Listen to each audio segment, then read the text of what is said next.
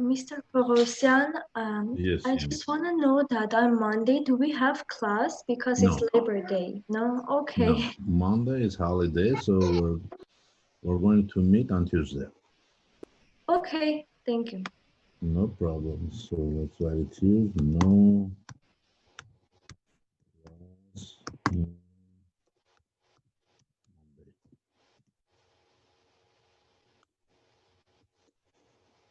Okay, let's finish 1.3.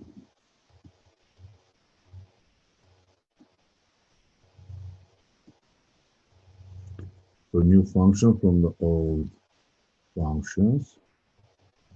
So transformation to it. Combining combination of functions. So combining two functions, creating new function.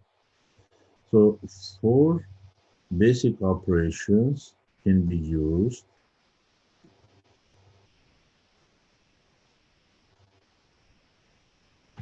to create new function for the common domain, of course. And the fifth way to construct new function is composition, using the composition of two functions. So addition, subtraction, multiplication, and division can be used. So if A and B are corresponding domains for f and g, for the intersection of A and B, we can construct sum, difference, and product of the functions. And for the quotient of two functions, domain will be intersection of A and B, excluded the values of x for which g of x becoming 0. So four ways, basic operation to use to construct new function. The fifth one is the composition of the function. So if you have f and g, the composition function f of g is defined as f operates on g of x. So g operates on x first, f operates on result, on g of x. The domain of f of g is the set of all x's in the domain of G. So you start from the domain of G, nothing outside of the domain of G, and then exclude the values for which g of x is not in the domain of f. So in other words, f of g of x is defined whenever both gx and f of g of x are defined. Now it's not commutative. F of g and g of f are not the same.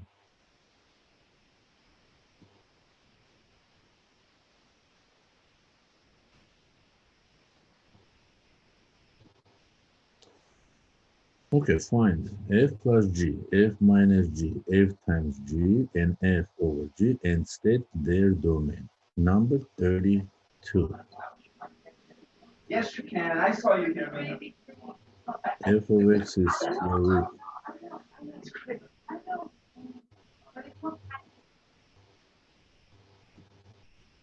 Okay, let me put it here.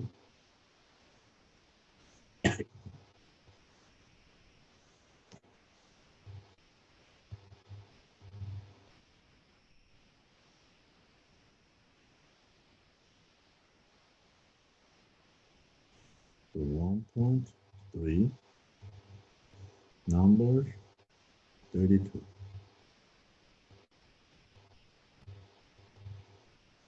So f of x is square root 3 minus x.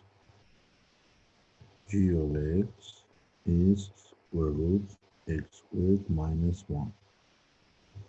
Find f plus g of x, f minus g of x, f times g of x, f over g of x.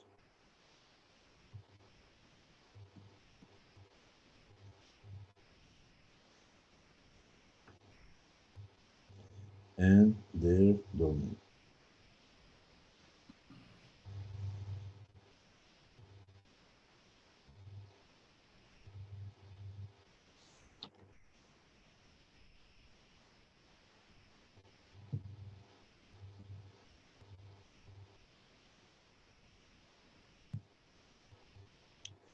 Okay, the sum is, by definition, f of x plus g of x will be square root 3 minus x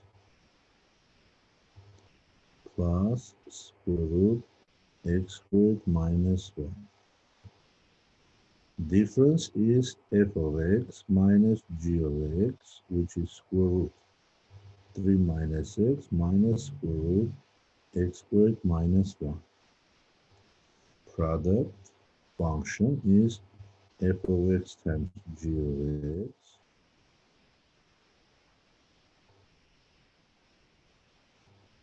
Now you can write under the same radical, you can leave it like that.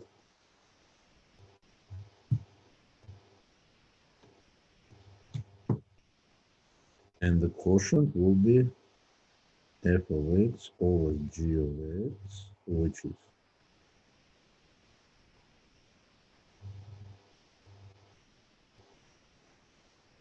now we need to find domain of first three and the last one.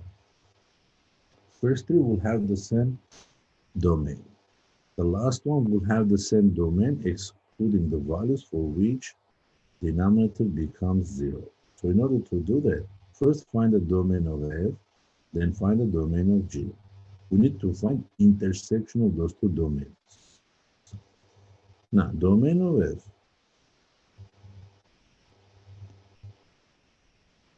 is, so we have a restriction, so 3 minus x should be greater than or equal 0. So x is less than or equal 3. So domain of f is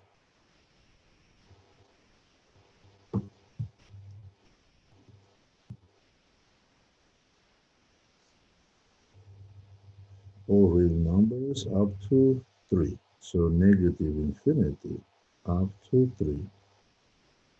So if I draw the number line,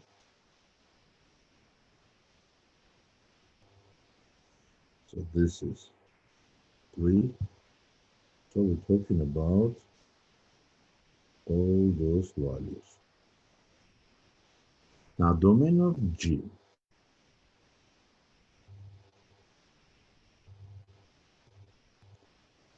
Right here, domain of G is. Now, for G, we have x squared minus 1 greater than or equal 0. So you have x minus 1, x plus 1 greater than or equal 0. So if I draw the number line,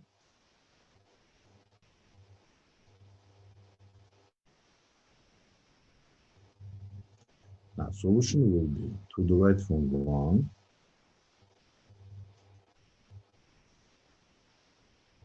this part, to get greater than 0. This is true. 0, if you substitute, you get negative, less than 0, false. And then you get greater than 0, true here.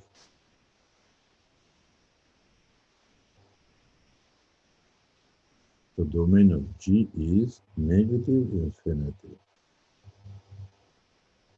to negative.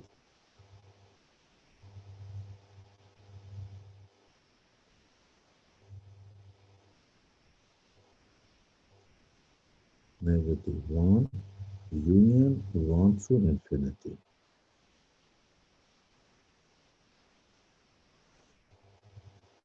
Now, we need to find intersection of those two. See, if I draw the number line here, negative 1, then we have 1, then we have 3.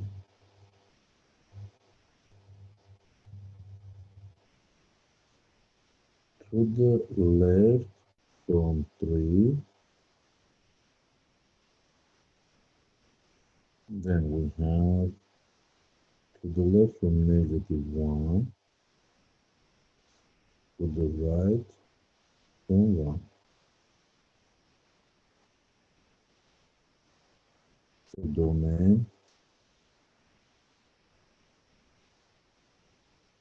of f plus g, f minus g, f times g is. So intersection is negative infinity up to negative 1, union from 1 to 3.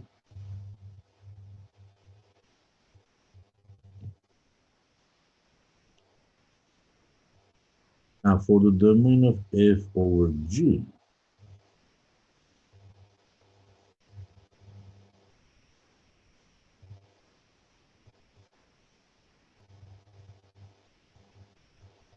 we have the same thing, except negative 1 and 1 cannot be in the domain. Negative infinity to negative 1, open parentheses, 1, 2, 3. 1 is open. So 1 and negative 1 should be excluded.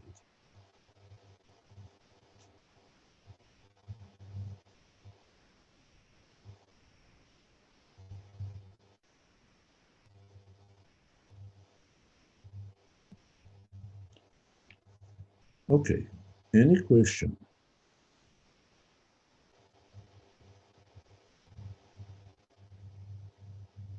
So addition, basic operation, addition, subtraction, multiplication. Multiplication, you can write under the same radical, you can leave it like this, both of them are fine. Then domain. So that means you find a domain of each, and then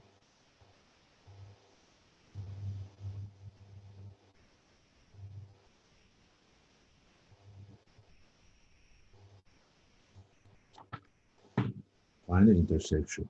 For the quotient, you need to pay attention that the values that make denominator 0 should be excluded. Now, composition of the functions.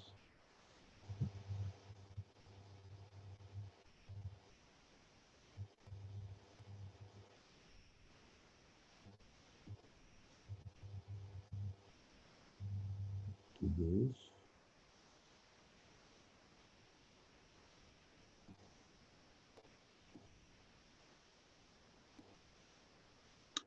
Okay, find the functions f of g, g of f of f, and g of g, and their domain.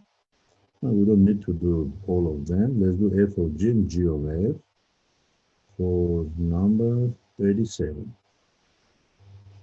F of x is x plus 1 over x, g of x is x plus 1 over x plus 2.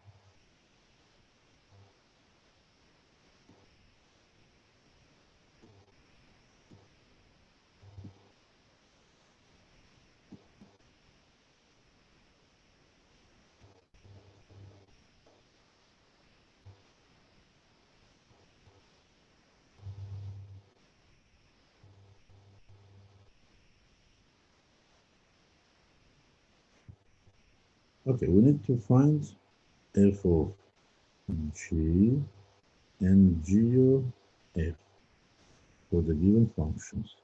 37.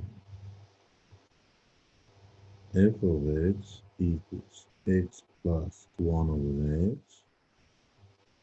G of x equals x plus 1 over x plus 2. Now find f of g and the domain. To find the composition of f of g. So f of g of x, which is f of g of x equals. Now g of x goes instead of x into f of x. So you have basically g of x plus 1 over g of x, which equals x plus 1 over x plus 2 plus 1 over x plus 1 over x plus 2.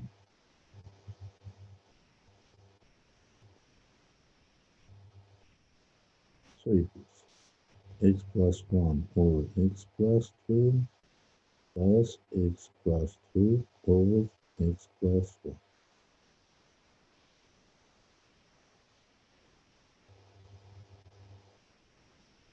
Now, domain. How do we determine a domain?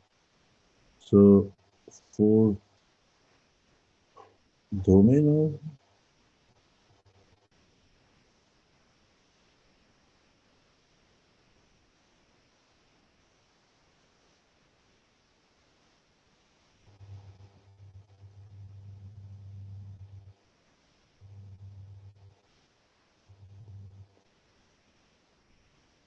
f, all real numbers except 0. So, we can write this way. All x's, x is not equal to 0. Or we can write negative infinity to 0, union 0 to infinity. Domain of G is all real numbers except negative 2. Which means negative infinity to negative 2 union negative 2 to infinity. Now, domain of f of G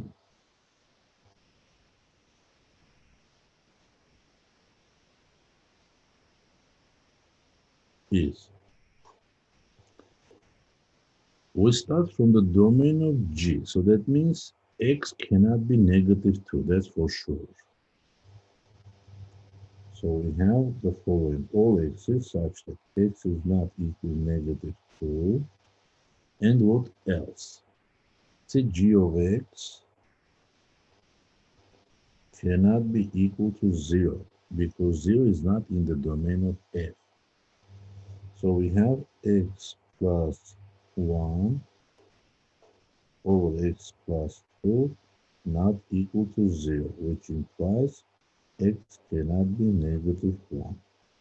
Negative 2, x is not negative 1.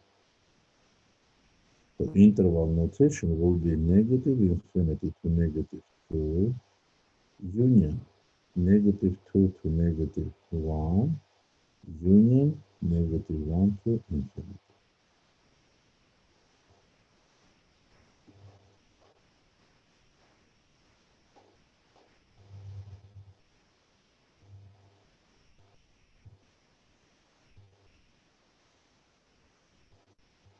Okay, now do the other way, g of f. Find g of f and the domain of g of f.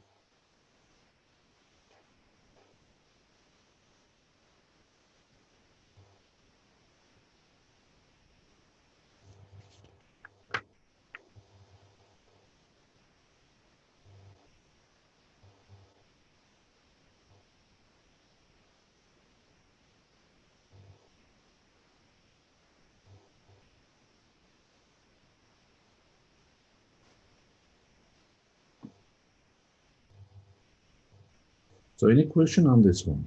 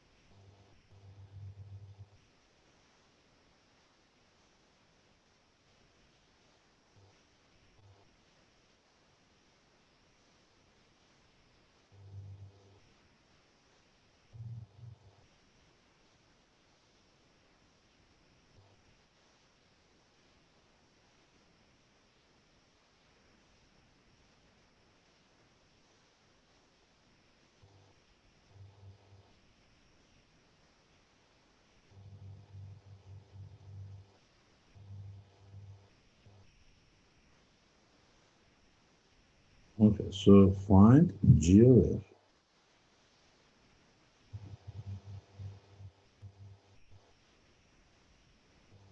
Geo f of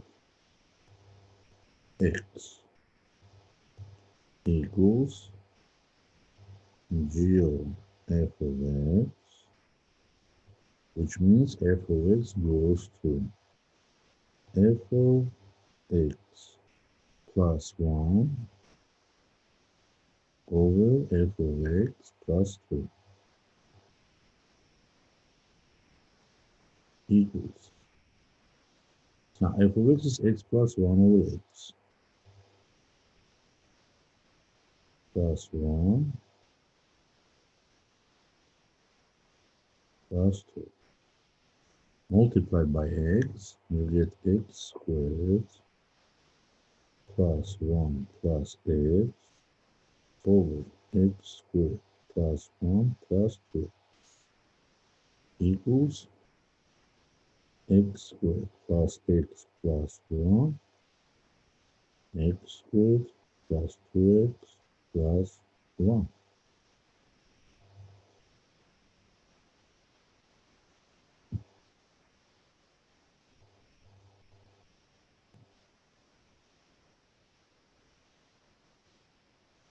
Now find the domain of G of f.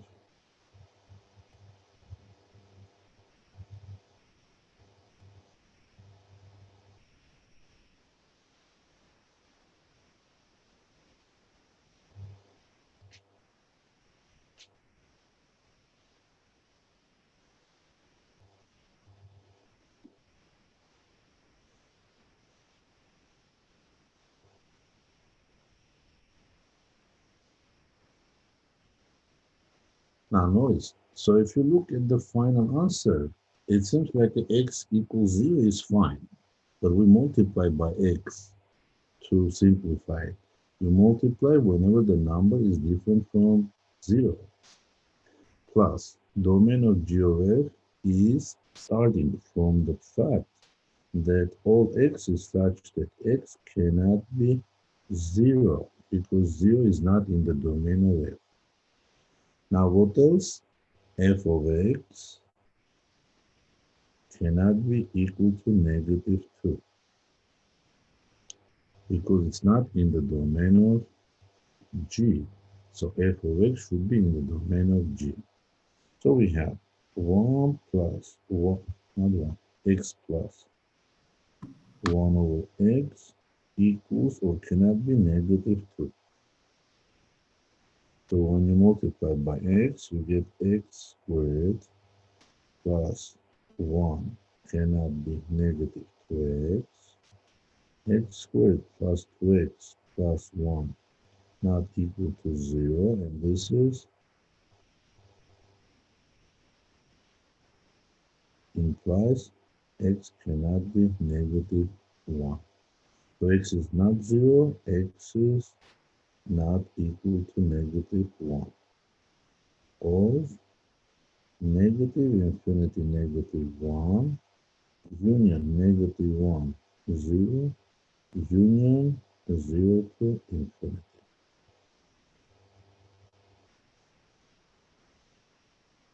So except negative 1 0, any other value we can have it for x.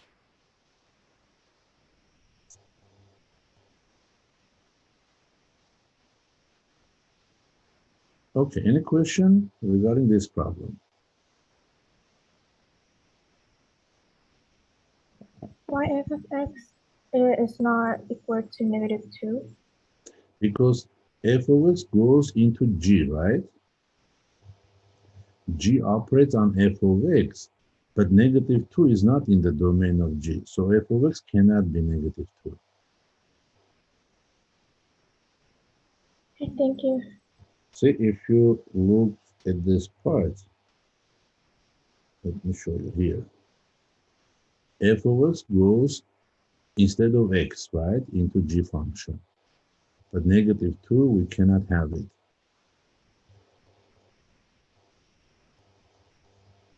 Okay, any other question?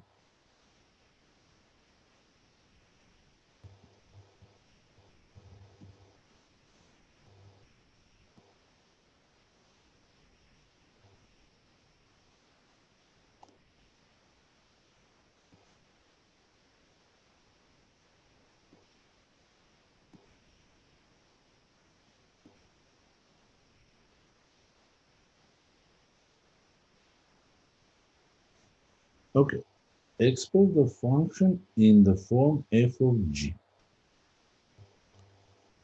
Now, 44, f of x equals cosine square x.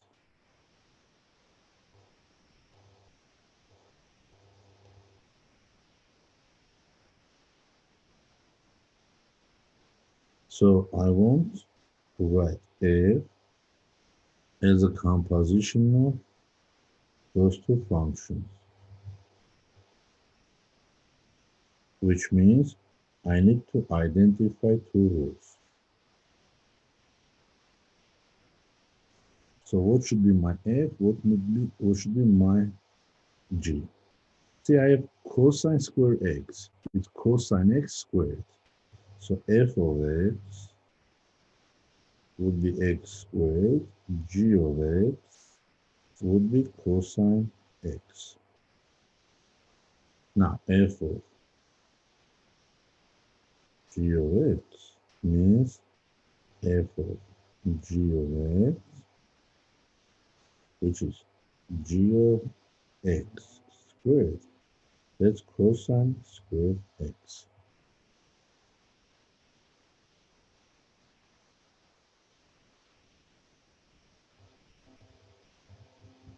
Now, 46, try that one on your own.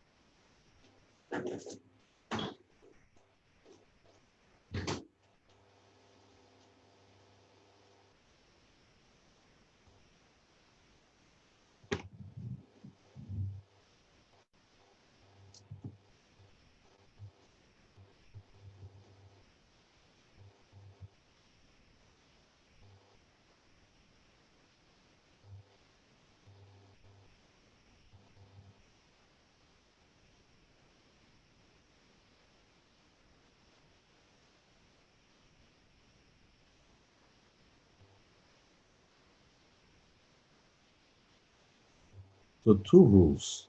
You can have your g of x be x over 1 plus x, and f of x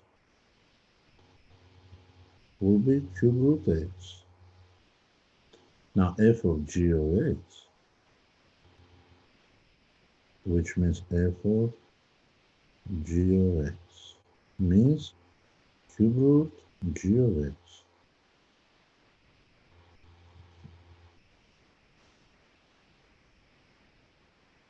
So g of x goes one rule inside of the other rule.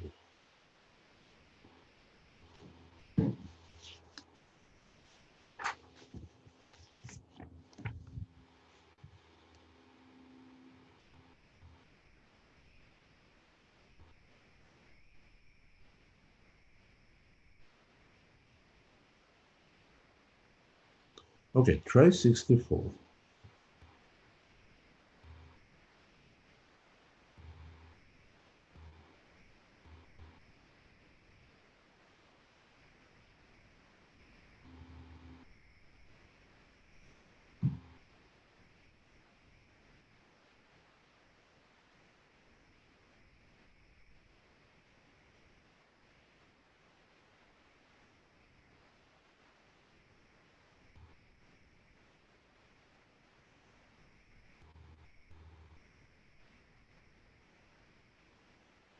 So f of x is given to you, h of x given. Find the function g such that g of f is h.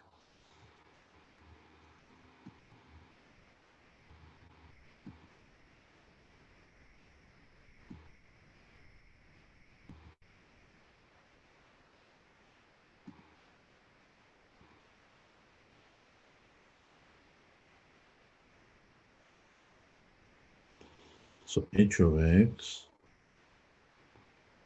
is 4x minus 1. F of x is x plus 4. Now find g of x such that g of f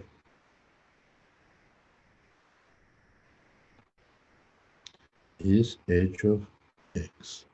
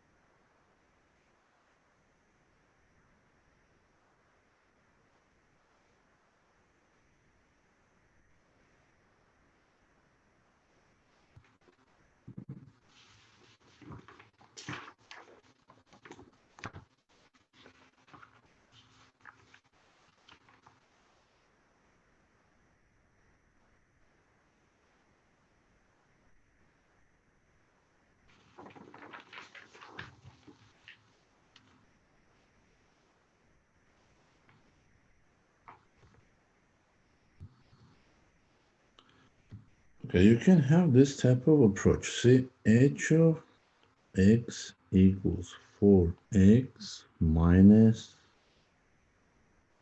1. Let's create here f of x, because f should go inside of g. So 4 times x plus 4 minus 4 minus 1 equals 4 times x plus 4 minus 4 times 4 is 16 minus 1. So it's 4 times x plus 4 minus 17. This is your h of x. And this part is your f of x. So g of x should be what? 4x minus 17. So g of f of x will be h of x.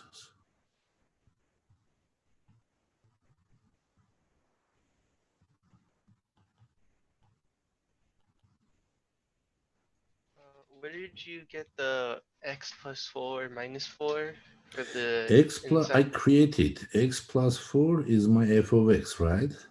Yes. It's not there, right? So I added 4 to x, I subtracted 4. So I made this one to be my f of x. But why did you subtract 4? To make it equivalent, I cannot just add number, right? Oh, like Adding 4, completing the square? subtracting 4 is 0, right? Yeah, but in this case, not completing square, just creating x plus 4.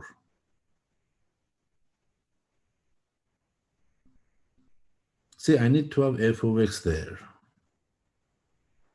But I don't have it. I just have x. I don't see what happens to f of x. If you want a different way, you can do this way also. Let's assume your g of x.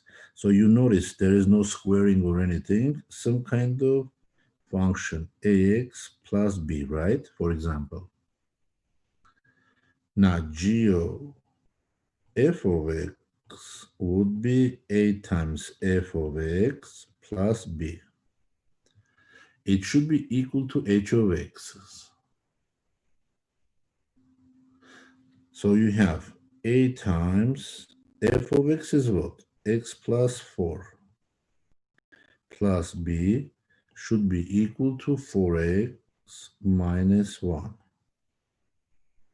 Now, ax plus 4a plus b is 4x minus 1.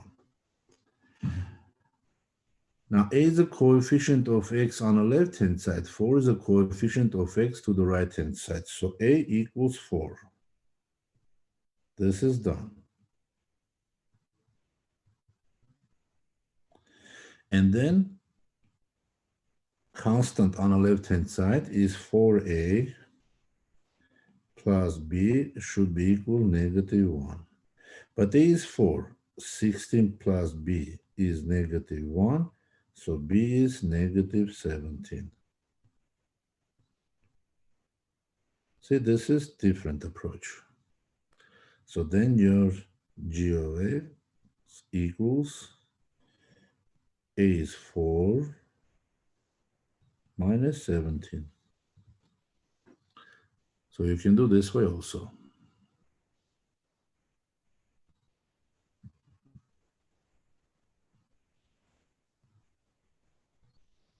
Any question? Can you just move it down a bit? You can't see the bottom box. Oh, you don't see it? The bottom Pardon me. row. Yeah, give me a second. Oops, sorry. Let's see. Professor, Yeah, I'd like to know, like, this is g of f, right?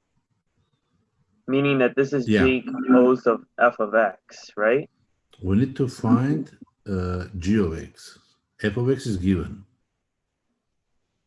Oh wait, is this a 2 or is this a, what is this? Here, Which one? it says g of x equals 2. Is that what you wrote here? G of x equals ax plus b. Oh, I'm sorry, I looked at it wrong. Yeah.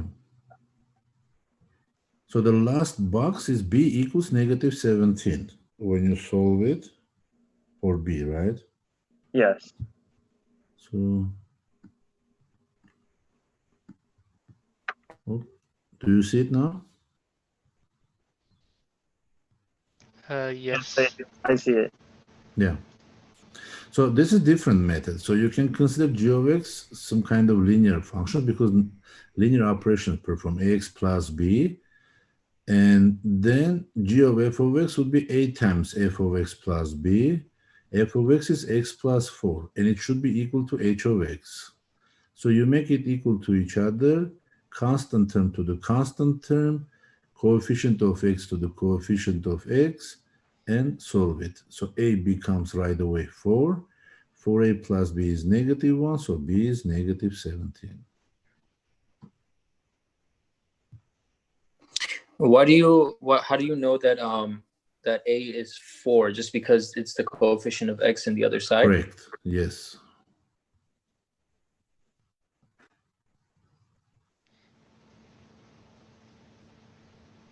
So if you, that's one of the methods. So if you have with the constant, let's say one side polynomial with the constant linear term, quadratic term, and the other side, you can make the coefficient equals to each other. And then solve it for those constants.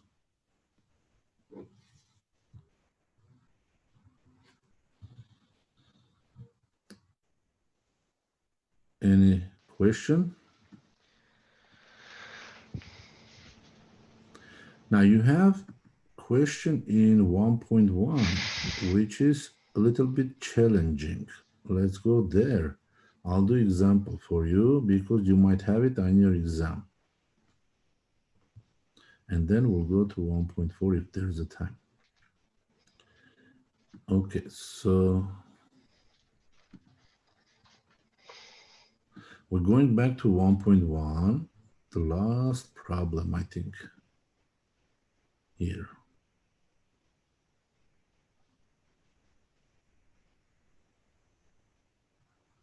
Okay, number 80. If f and g are both even functions, is the product f times g even?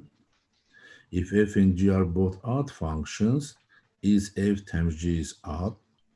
What if f is even and g is odd? Justify your answers. So you need to prove it. Read it again.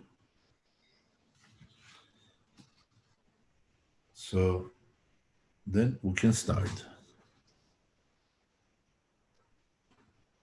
I'll show you how to write correct proof for this one. Basically, when it says justify your answer, you have to prove it that it's true. And you cannot do just with one example. Let's say x squared is even, g is x is odd, or g is also x squared, product is x to the 4, it's even. You cannot say that. So you need to show for all functions.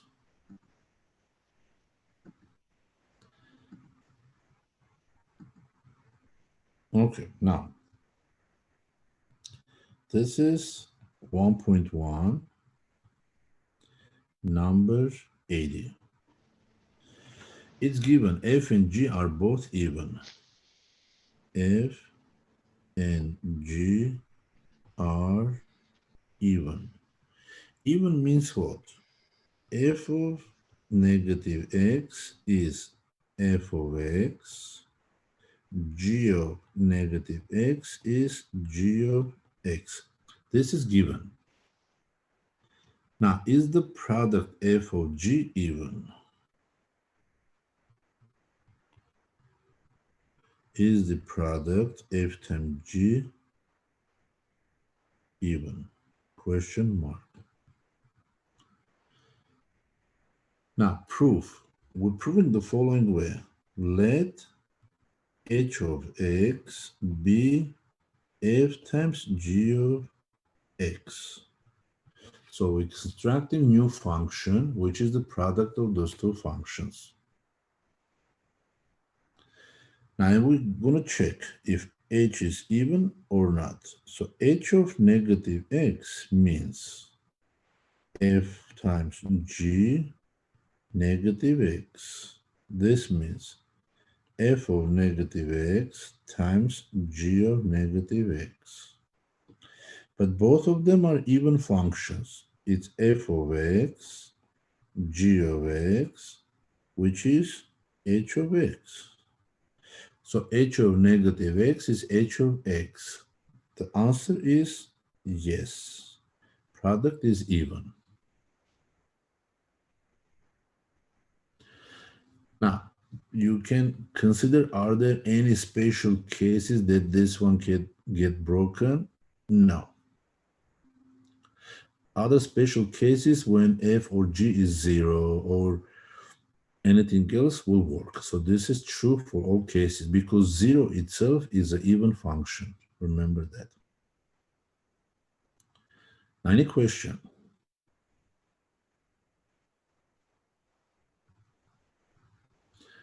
No question. Now the second part, if f and g are both odd functions, is product is odd.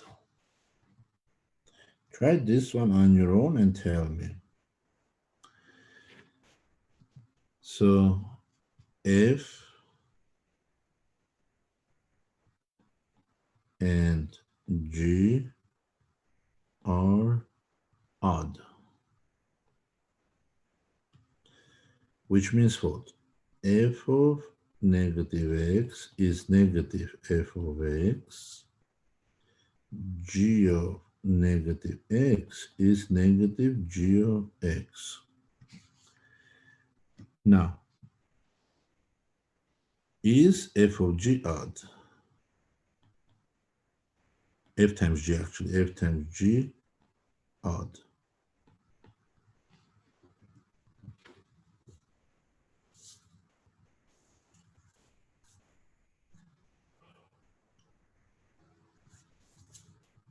Don't just guess it, say like yes, no. If you just guess it right, you get 3 points. If you guess it wrong, you get 0 point basically. So you need to prove it the same way I did. So construct new function and then show what happens to the product.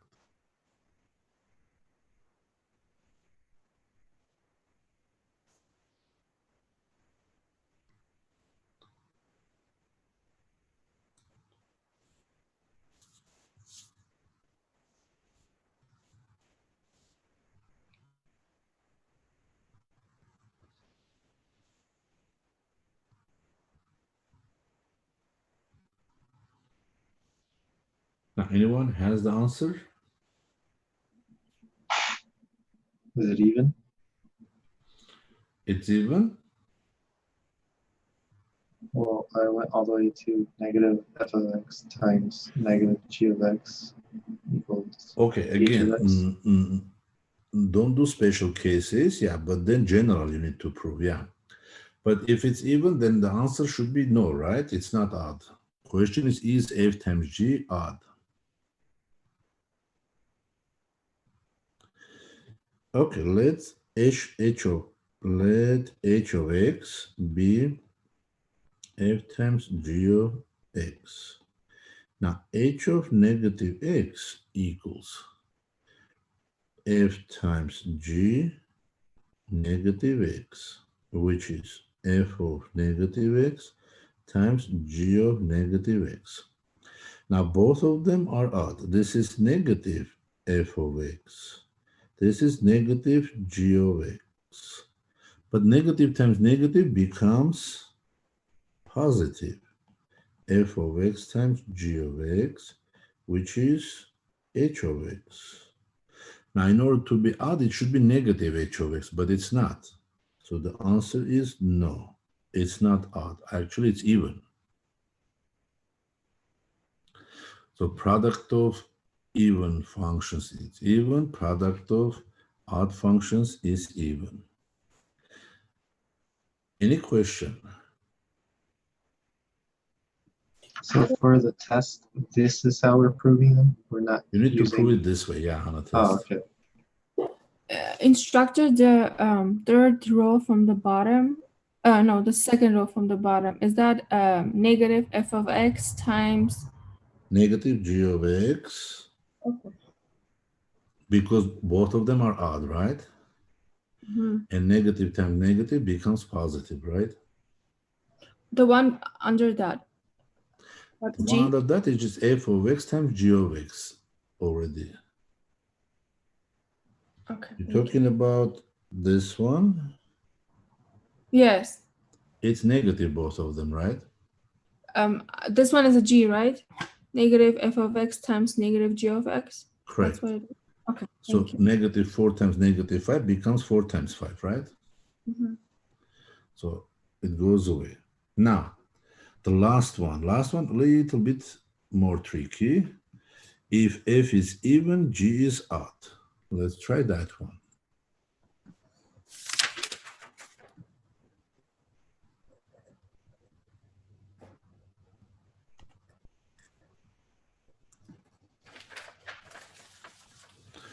Now, what if f is even,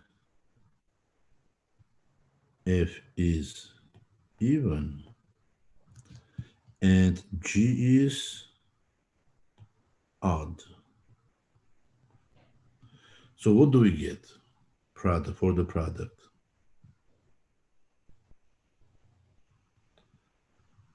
So what about the f times g? So what can you say?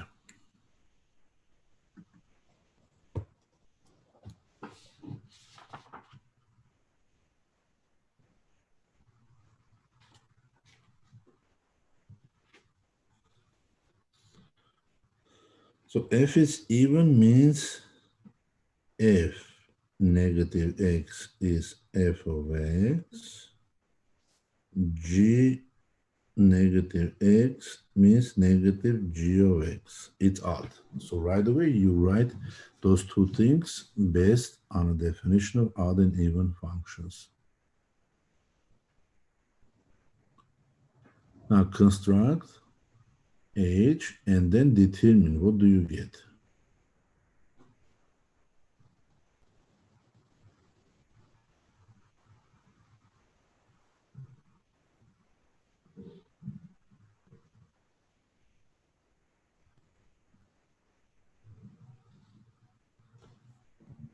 You get odd. Everybody agrees with it? What you get negative f g of x. Okay, let's see. I didn't say it's wrong. Select, let's see. Okay.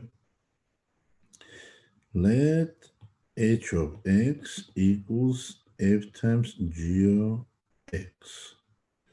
Now, h of negative x equals f times g of negative x equals f of negative x times g of negative x, which is f is even, g is odd. So it equals negative f of x g of x, which is negative h of x. So conclusion is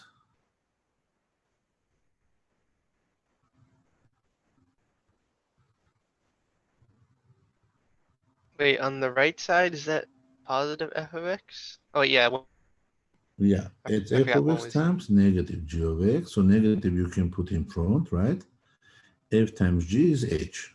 So that means h of negative x is negative h of x. So conclusion is Odd. odd, except. So f times g is odd, except if f is what? Which function can break this rule? There is one function that will break this rule. And I told you in the beginning, if you do remember. If f of x equals 0. Correct. If f is a zero function. Because zero function is even. And 0 times anything is also 0, right? So it becomes even automatically. But if f is different than 0 function, it's odd.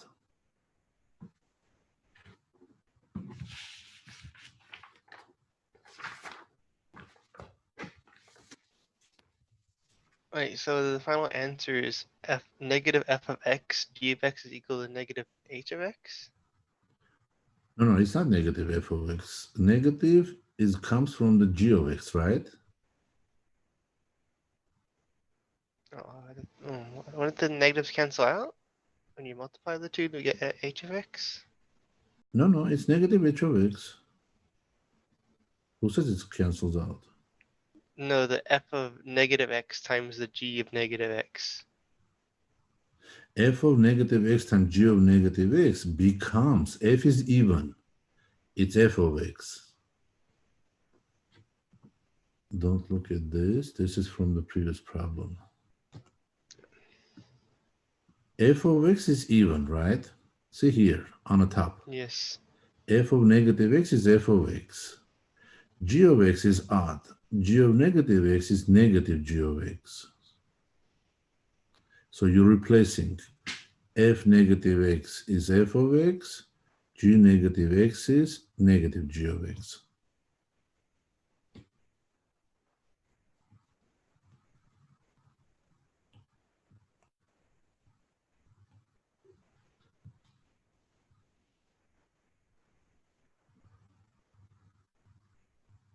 Okay, any questions?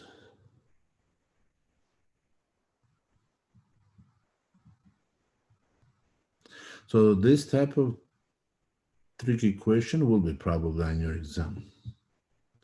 So this is how you show or prove or justify your answer.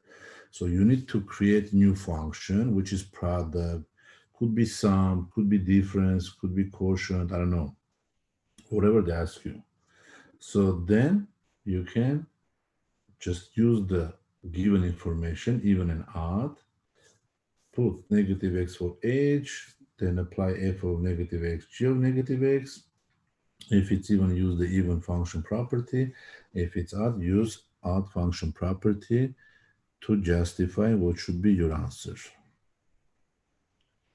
Professor, Yes. the exam, is it on Tuesday? No, not this Tuesday. We need to finish chapter 1 then. Oh, I see. We have like at least 2 more weeks. Oh, I see. You're just giving us heads up Yeah, what type of problem you can expect to have it. I will give you like a guideline also. Let's say practice exam to study. But like anything we do in a class or anything assigned, you should expect. So the guideline will be just like concentrating what type of problems, so to make your job easier. Does the guideline look similar to the exam, like the problems? We'll do it, yeah. Guideline, when you get the practice exam, before the exam, we'll go over it. Sounds good. If you have any questions, yeah, we'll go over it. Question. So when you have an odd function, the restriction is it can't be equal to 0 because it'll make No, it odd even. function cannot be 0. Yeah, okay. Yeah, 0 is even function. All right. Any number constant you choose, right? Let's say f of x is 5. Let's say f of x is 5. Now, f of negative x is also 5, right?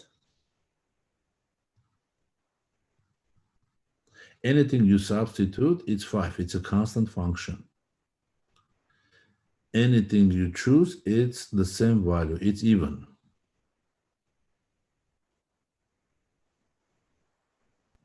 So instead of 5, will not make difference here, but 0 is also a number. So f of x equals 0 is also a function.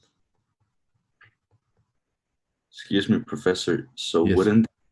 wouldn't that be f times g is odd, except if f is a constant function? No. Any constant will not help you. So 5 times g of x will still be odd. Say, for example, g of x is x, right? And if I choose g of x equals 5 times x, it's still odd. Okay. So g of negative x would be 5 times negative x.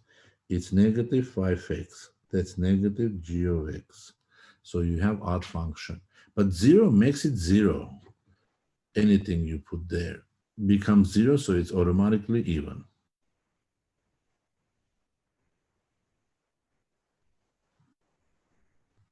So I think on your homework you have it. In your homework you have it. So do those. If you will have any question, you can ask me.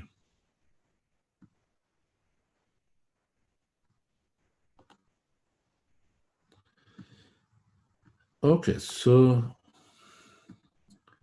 we don't have time to start 1.4.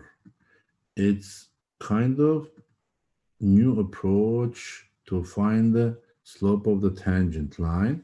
It's called tangent and velocity problem. So we'll talk about this Tuesday. You have this in your lecture notes. So I put a little bit extended version for you so you can look at this. It's not from your book, this part, but like Tuesday, I'll go over it, definitely. I will explain you what does this one means. Instructor, the lecture notes, is it very similar to the book? Most of it, 99%, it matches with the book. Because I'm printing the lecture notes, I want to make sure it makes sense to print it. If you're printing lecture notes and reading, yeah, it's similar to the, I mean, it's based on a book, but sometimes, so let's say now 1.4, you will have stuff in your lecture note which is not from your book, but very rare. Oh, I see. So because the book, I mean, it's even extended, it's good explanation and everything, but sometimes they consider the student have like a really good base, so they don't need to go more detail, you know, like on certain things, but like a student usually need to go, let's say, more detail or like visualize what's happening there. So for 1.4, I added a little bit like more, let's say, diagrams or whatever to understand what's happening there. If we need more stuff, I'll put it there too. But yeah, I mean, if the lecture notes are not enough for you, it's similar to the book. So you can read the book and go over more examples. You have it in the book. So you have examples in the book. So whatever I do, those are mainly 99% are problems, not like examples from the book. So it's additional on top of whatever you have it in a book. Okay, that's what I wanted to know. Okay. Yes, so I'm not copying the problems or examples from the book. So I do the regular problems, even once, matching to the problems or examples. Mhm. Okay. So you will have more examples. Yeah, Victoria. Wait, so you take examples and you just change the numbers? Is that what I'm No, getting? no. I just do the problems right from the book. Don't you notice? Yes, I'm saying Yeah, for the but test. the section has examples in it, right? Yes. So if you go to the book has different examples. So you can, if the ones that I'm doing not enough, you can look at the book examples also. So you have additional examples. So I don't just do the examples from the book. Yeah, that's great because that's gonna give us More options, yeah, more problems, more examples. And I'm trying to do every type of problem. So you have an idea how to approach any problem, like you have it assigned on your homework. mhm.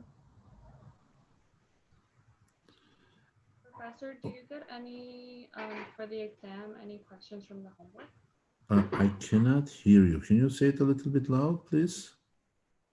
Sorry, if for the exam, do you also get some questions from the homework you're assigned? Usually I choose the problems from the book, all the problems. But right now, because of this Zoom thing, like online thing, I might change a little bit, like numbers for the problems that don't fully match to the book, but like they are similar or they are chosen from the book. Yes.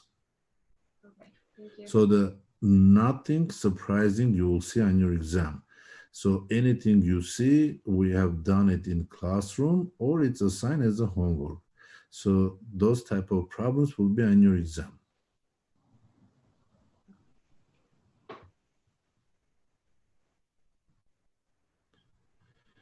Okay, if you have any questions, you can stay and ask me. No questions. Have a great weekend. I'll see you next Tuesday. Bye. Actually, Thank this you. Tuesday. Thank Yeah, you. because there is no class on Monday. Have a good weekend. Later. Bye. Have a good Labor Day. You too. Thank you.